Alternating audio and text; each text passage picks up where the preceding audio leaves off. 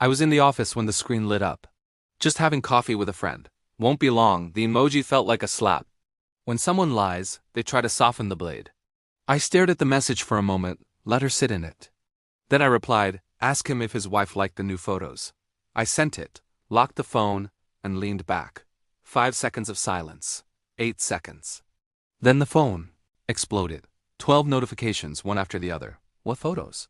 What are you talking about? Where are you? Please don't do anything stupid. We can talk. I didn't open them. I didn't need to. The panic was enough. We used to be the couple people photographed at weddings. Her hand always on my arm. Me laughing like I didn't know that life could split at the seams without warning. Back then, trust wasn't something I guarded. It was oxygen. I breathed it without thinking. I was the meticulous one. The planner. She was the free spirit, spontaneous, impulsive, breathtaking in movement. When she danced around the living room to 90s pop music, hair messy, face flushed, I'd forget numbers, deadlines, equity, the future. I wanted a life with her, not because she needed me, but because she chose me. So when she whispered, "You're the only person who sees me," I believed her. Funny how betrayal always starts with something innocent. An extra gym session, a late-night project, a friend from before you met, then something off. The way she'd silence her phone when I walked into the room, how her smile would flicker when she read a message, and the smallest detail, she never finished her morning coffee anymore. She'd take it to go always. That's when I started paying attention. Discovery wasn't cinematic. No lipstick on collars. No perfume that wasn't hers. It was the way her face froze when I said his name. Daniel invited us to the barbecue this weekend. We should go. She blanked only once. Fear is subtle when people think they're safe. That night when she fell asleep, I took her phone. I didn't search messages. I opened the cloud backup. She had screenshots saved, not of me, of him. Her hands tracing his chest in hotel light, her face half hidden by his neck, her naked reflection accidentally captured in a mirror behind him. Sloppy, reckless, but clear. Pain is strange, it doesn't scream. It rings like distant gunfire echoing across water. I didn't confront her. Not then. I sat at my desk, breathing slowly, and began planning. I learned everything. Where they met, how often, which hotel, what rooms they favored. He was married, 2 kids, private school, a mortgage that was eating him alive. His wife worked part-time at a photography studio. That detail mattered. I bought a burner phone, messaged him from an anonymous number. Nice tattoos. Shame you didn't wipe the mirror. He blocked the number in an hour. Perfect. I needed them comfortable. I needed them brazen. So I waited. I pretended to be distracted, cold from work. Maybe we should have a weekend away, I suggested casually. She exhaled relief like she'd been underwater.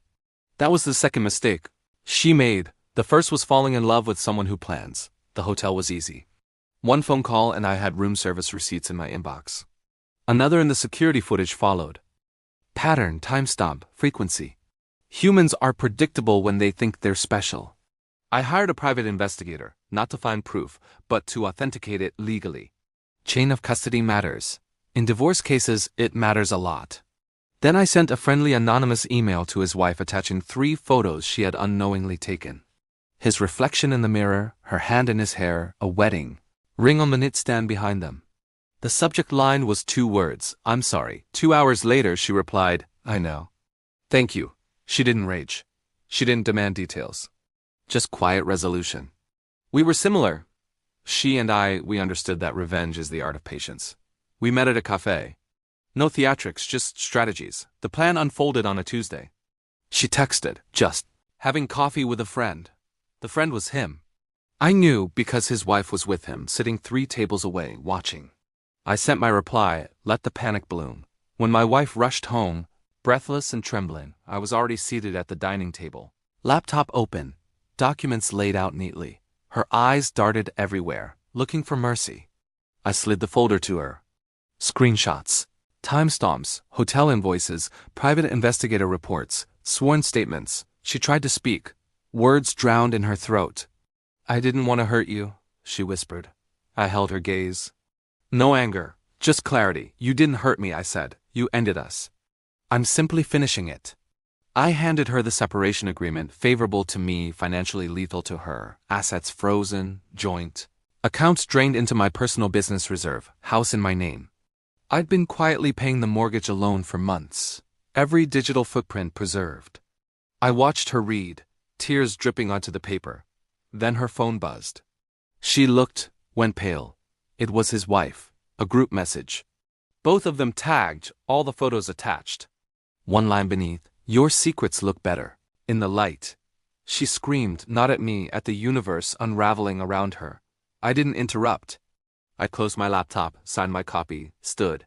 On the way out, she grabbed my arm. "I loved you," she said. Desperate. I smiled without warmth.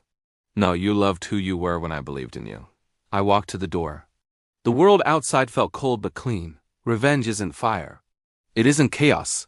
It's the slow, steady tightening of a noose the guilty wove themselves. And as the door clicked shut behind me, I knew one thing with absolute certainty. I would never answer her messages again.